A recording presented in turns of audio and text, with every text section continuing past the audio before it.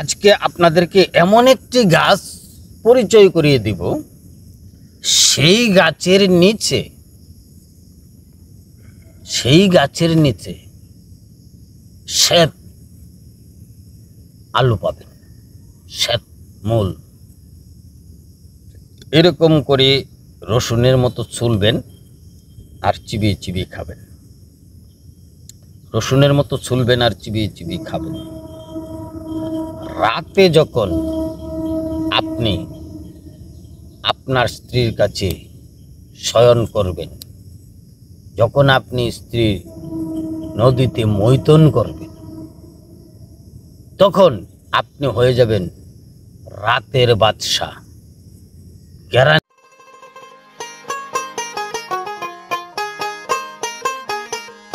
আসসালামু আলাইকুম। ওয়ালাইকুম আসসালাম ওয়া রাহমাতুল্লাহি ওয়া বারাকাতুহু।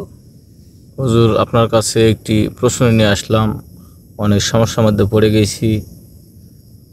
তো আপনার কাছে এমন কি কোনো গাছ রয়েছে বা মাটির তলে এমন কোনো জিনিস আছে? আমরা শুনেছি কিন্তু হয়তো আজ পর্যন্ত চোখে দেখি নাই বা ব্যবহার করেও দেখি নাই। যদি আপনার কাছে এমন কোনো জিনিস থাকে আমাদের একটু বলবেন, আমরা ব্যবহার করব। ধন্যবাদ আপনাকে। আপনার প্রশ্নটার মধ্যে একটা কথা শুনেছি যে মাটির নিচে এমন কি জিনিস আছে। প্রশ্নটার মধ্যে আরো কিছু কথা রয়েছে যে আমরা অনেকটা সমস্যায় রয়েছি। প্রশ্নটার মধ্যে আরো রয়েছে, যদি আপনার কাছে এরকম কোনো জিনিস থাকে তাহলে আপনি আমাদেরকে বলবেন, আমরা যেন সে থেকে উপকৃত হতে পারি। দেখেন, প্রথম বলি মাটির নিচে আল্লাহ পাক মানুষের জন্য এত নিয়ামত দিয়েছে যেটা বলা বাহুল্য। এই মাটির নিচে হীরের খনি, এই মাটির নিচে সোনার খনি, এই মাটির নিচে তামার খনি, এই মাটির নিচে পিতলের খনি, হীরা জহরত ধন দৌলত সমস্ত কিছু মাটির নিচে। দেখেন, আমরা যখন ধান আবাদ করি, ধান, এই মাটির নিচে এত পাওয়ার রয়েছে যে এখান থেকে ছোট একটা চারা আমরা যখন এটাকে রোপণ করি, তখন সেটা আস্তে আস্তে আস্তে আস্তে বড় হয়ে সুন্দর ধান ফসল দিতেছে। আমরা একটা গাছ রোপণ করি, সেই মাটির নিচের পাওয়ার দিয়ে সে উপরে উঠতেছে। তাহলে মাটির নিচে কি আছে? মাটির নিচে আল্লাহর অশেষ নিয়ামত রয়েছে। এই মাটিকে পবিত্র বলা হয়েছে। এই মাটি দিয়ে আমাদের দেহ গঠন। আর সেই মাটির নিচে এমন কিছু বৃক্ষ আল্লাহ দিয়েছে যেখান থেকে লতার মতো গজিয়ে ওঠে। আর তার নিচে এমন আলো দিয়েছে যে আলো মানুষ সেবন করলে তার রূপ যৌবন এবং যৌন শক্তি অটুট থাকবে যতদিন সে পৃথিবীতে বেঁচে থাকবে। ক্লিয়ার? বিষয়টা বুঝাইতে পারছি আপনাকে? হ্যাঁ, বুঝছি সবাই। তো যা হোক, এই মাটির নিচের এমন একটি আলুর কথা বলবো যে গাছটা আপনারা অহরহ পেয়ে যাবেন, সর্বত্র পেয়ে যাবেন। একটু জঙ্গল জঙ্গল ভাব থাকলে এখানে গাছটা রয়েছে। এই গাছটাকে আমি আপনাদেরকে পরিচয় করি। আর সেই গাছটা আপনারা করবেন কি, মাটির নিচে গাছটাকে টেনে তুলবেন না, মাটির নিচটা একটু গর্ত করবেন। একটু গর্ত করে গিয়ে দেখবেন এইখানে শত শত আলু হয়ে রয়েছে, শত শত। সেই গাছটাকে আপনাকে পরিচয় করে দিব, গাছটা দেখিয়ে দিব, সুন্দরভাবে আপনাদেরকে সেই গাছটা আমি চিনিয়ে দিব, বুঝিয়ে দেব।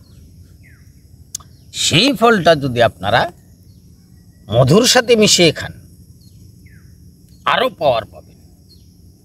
তার সাথে যদি আপনি একটু কালো জিরার তেল মিশান, আরো পাওয়ার পাবেন। তার সাথে যদি আপনারা 2-4টা কিশমিশ দেন, পাওয়ার আরো বেড়ে যাবে। তার সাথে যদি 2-1 টুকরা রসুন মিশান, পাওয়ার আরো বেড়ে যাবে। তো আমরা তো এটাই সবাই চাই যে আমরা আনন্দে খুশিতে থাকি। তো এই কাজটা করেন। যদি আনন্দ এবং খুশিতে থাকতে চান, আপনার স্ত্রীকে সর্বত্র প্রেমময় ভাবে রাখতে চান, আপনার প্রতি আকৃষ্ট রাখতে চান, আপনি যদি চান যে আমার স্ত্রী শুধু আমার সাথে হেসে কথা বলবে, কোনো সময় মুখ কালা করে কথা বলবে না, কোনো সময় মন খারাপ করবে না, তাহলে এই আলুটা খান। এই আলুটা যদি আপনি খান, যে পদার্থগুলির কথা বলেছি প্রত্যেকটা পদার্থ মিশিয়ে মিশিয়ে যদি খান, প্রতিনিয়ত আপনার স্ত্রী আপনাকে মনিবের মতো সেবা করবে। সে দাসী হয়ে আপনাকে মনিব বানিয়ে সে সেবা করবে। সে বলবে যে তোমার কোনো চাকরি বাকরি করার দরকার নাই, তুমি বাসায় থাকো, আমি চাকরি করে নিয়ে এসে তোমাকে খাওয়াবো। কারণ আপনি হয়ে যাবেন ওই জগতের নবাব, ওই জগতের নবাব হয়ে যাবেন আপনি। এইগুলি যদি আপনি মিশাইয়া খান, তো গাছটা কোথায় পাবেন? আপনার বাড়ির সম্মুখে জঙ্গল রয়েছে, সে জঙ্গলে এরকম মোটা মোটা গাছ রয়েছে। এই গাছের মধ্যে দেখবেন সেই গাছটা উঠতেছে, সাধারণ একটা লতার সাথে দেখবেন পেঁচিয়ে পেঁচিয়ে উঠতেছে। এই গাছটা পাতাটা হবে 6 ইঞ্চি 5 ইঞ্চি লম্বা, 1 ইঞ্চি হবে তার চওড়া, আর পাতার উপরে কালার থাকবে সাদা সাদা, কালো কালো, মানে ফুল সাদাও না, ফুল কালোও না, ফুল লালও না, এরকম একটা মিক্সিং কালার থাকবে, আর পিছনটা থাকবে সবুজ। সেই গাছটার যে লতাটার রং হবে খয়েরি, কালো খয়েরি, ফুল খয়েরিও না, লাল খয়েরিও না, এটা হলো কালো খয়েরি।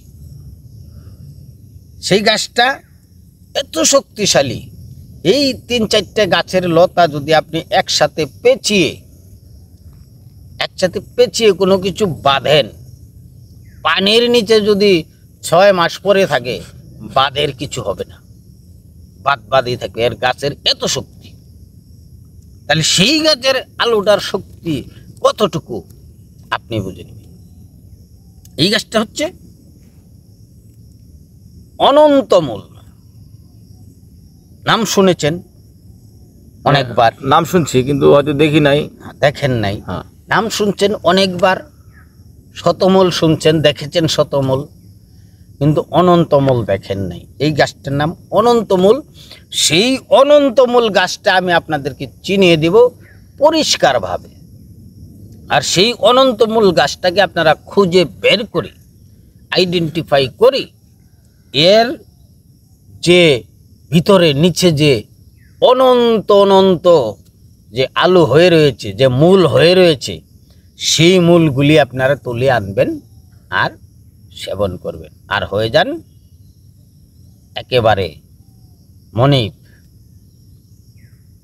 100% আল্লাহ তাআলার নিয়ামত রয়েছে এর মধ্যে। তো পরিশেষে বলবো, সবাই ভালো থাকবেন, সুস্থ থাকবেন এবং সুচরিত্রবান হবেন, আদর্শবান হবেন।